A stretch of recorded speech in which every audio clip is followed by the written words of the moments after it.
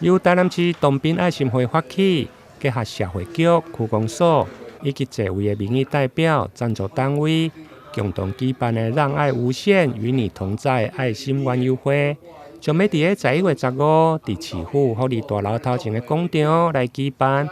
日前透过活动宣传的记者会，包括社会局长郭乃文，以及多位的民意代表，甲伫受证学校的校长代表拢到场出席，肯定这项有意义的活动。阮针对的就是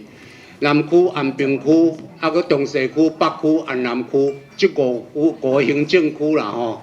啊40间学校，啊有差1600个囡仔，拢中价收1户啦。啊，阮爱心会有一个500块互因啦。啊，遮诶原油券，阮会爱发到80万，啊，等下较拜托遮个校长先进吼，恁较劳烦一下，恁较甲领转去吼，啊，发落遐囡仔。啊，除了要拜托这校长，就是讲等于甲老师交代一下，紧一下，甲协助一下，做一个功德。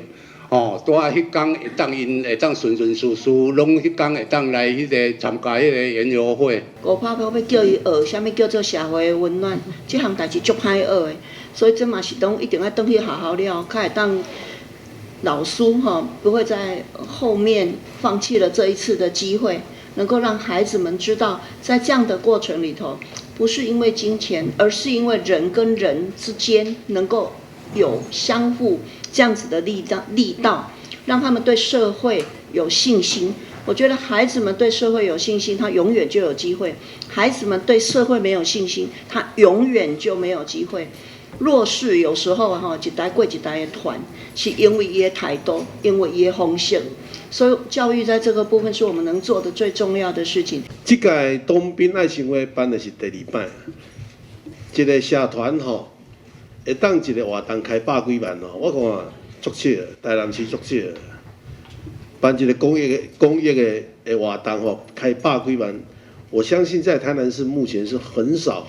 的一个的社团，而且这个跟教育又有一点关系啊。头先咱局长有讲啊，500块对一个囡仔其实不是说很重要，可是伊去消费了，伊个当能离几趴，10%、20%20%个回馈回来了，弱势团体，各位当够弱势团体，这种教育你知道吗？这个是很深刻深远的。这届让爱无限与你同在的公益园游会，将关境南区、安平区、中西区、北区甲安南区5个行政区域40间各式的低收、中低收入户甲边缘户，总共大约有1600名的学童，每人500块的园游券来提供消费。主办单位希望借此会用的抛砖引玉，吸引更多人来响应。